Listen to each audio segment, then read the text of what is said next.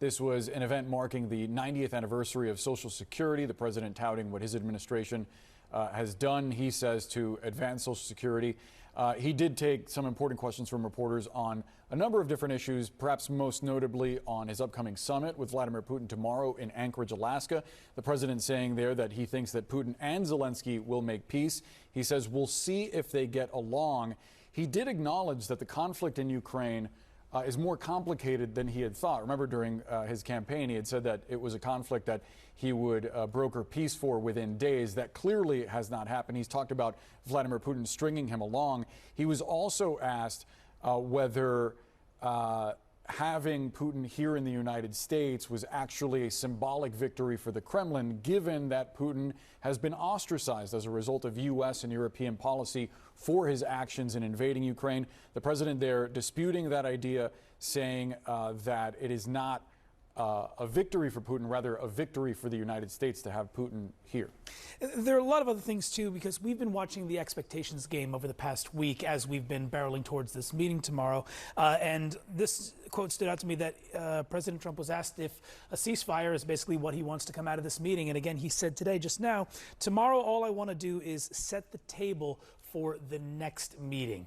Again, different language than consequences before. It's kind of taken a amorphous approach, if you will, or again, a back and forth approach, at least, as we again approach this meeting. The other thing that I thought, though, that was interesting was he did say, when he described this second potential meeting, if things go well tomorrow, with Vladimir Putin, that perhaps I might bring some of the European leaders along to a potential trilateral meeting. So that also stood out to me as well. We want to go to some of our reporters who are standing by. We have CNN's Alayna, Treene, CNN's Jim Sciutto in Anchorage for us, and Michael Bociurkiw, the former spokesperson for the Organization for Security and Cooperation in Europe. Let's start with Alayna, who's in, or I should say, at the White House and has been listening along. Alayna, what were your big takeaways from what we just heard from the president just there?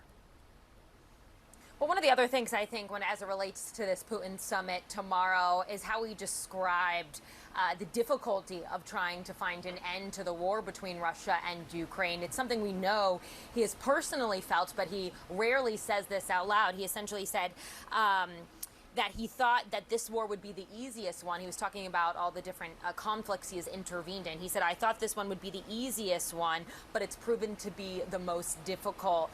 Just giving you a little bit more of his mindset as he heads to Anchorage tomorrow. But some of the other points, again, you kind of pointed them out, but I do think the idea that he keeps going back to this idea that this is looked at as a first meeting, that he believes this one-on-one with Vladimir Putin is the start of what could be a potentially very long process of trying, to find a real tangible agreement and off-ramp to the conflict. He said that, he thinks it'll be a good meeting, but that the second meeting would be even more important. And then that part about him saying that the second meeting must include Ukrainian President Volodymyr Zelensky in addition to having Putin in the room.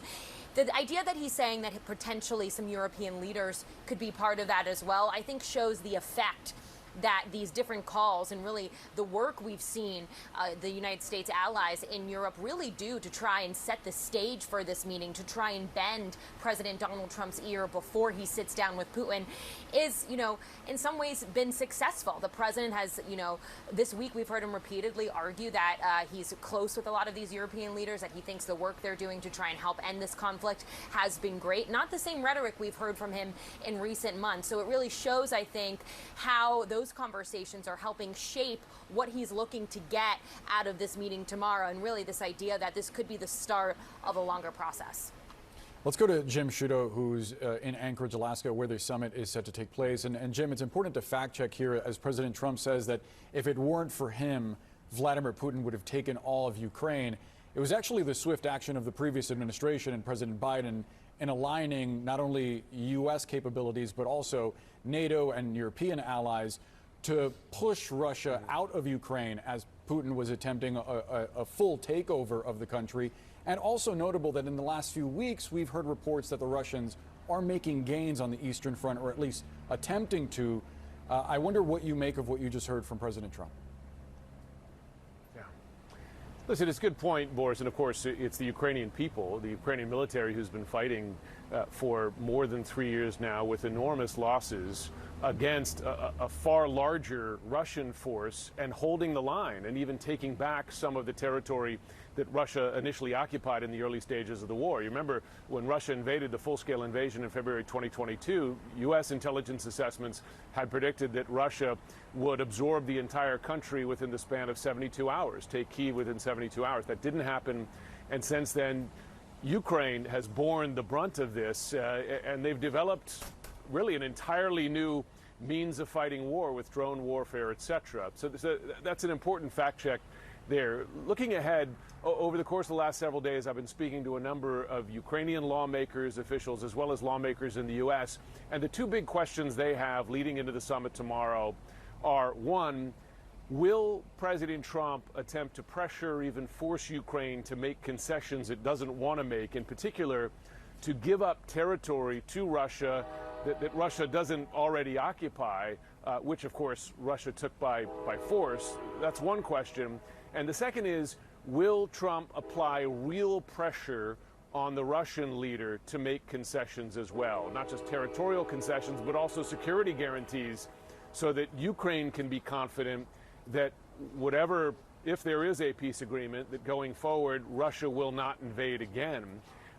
And I should say, the president at least sounds optimistic that when he meets with the Russian president tomorrow, he'll get a signal as to whether he's serious about talks. And if he is, and you heard President Trump say there, he'll know within the first several minutes of their conversation, that if he judges Putin to be serious about a deal, then it seems that he will invite President Zelensky and perhaps European leaders here to Anchorage to finalize that deal. But we'll see, because, of course, recent history has shown that Putin has had no interest in making any concessions and still clings to this idea that Ukraine is his and always has been Russia's. We'll see if that changes tomorrow.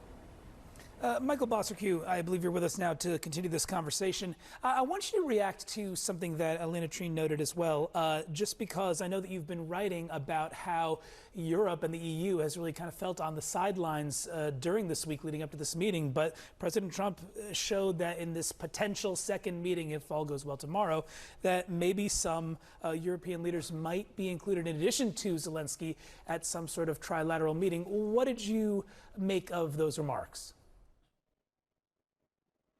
Yeah, well, good to be with you. First of all, I have a whole table full of notes of falsehoods and contradictions and exaggerations by Mr. Trump, but very notable that he does sound very excited about a second meeting and that it could happen very quickly, including potentially Putin, Zelensky, Mr. Trump, of course, and a European leader.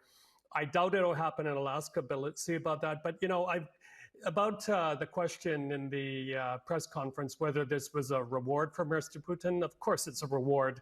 It gets him out of his diplomatic isolation. It gets him incredibly onto U.S. soil at no less an Air Force base. I think the only way Putin would have topped that would be to get Mr. Trump to come to Moscow. And then we also, really important, and I know the Europeans, where I sit, are really big on this, is his huge exaggeration about the U.S. spending $350 billion on Ukraine. It's actually about half of that. The Europeans have now spent a heck of a lot more, about $260 billion. That point is really important because if the worst case scenario happens and Mr. Trump pulls the switch on aid to Ukraine, the Europeans are giving so much at the moment that it could actually help Ukraine float along for quite some time, along with their own domestic production of drones and stuff like that. But one quick point here is that the U.S. still provides those very, very crucial Patriot defense missile systems, intelligence, and, well, now the alienated Mr. Musk provides the Starlink communication system for the Ukrainian army. So a heck of a lot of stake in here, but we got to point out those exaggerations. And certainly another one, he didn't solve 6 wars. You go and talk to the Malaysians, they are the ones who helped broker the Thai-Cambodia deal. Talk to the Indians about who helped solve the conflict between India and Pakistan. Very busy afternoon, ahead of a very busy day to come tomorrow. Michael Bociurkiw, Jim Sciutto, Alayna, Treene, thank you all for your insights and reporting after that very eventful news conference. Appreciate you all.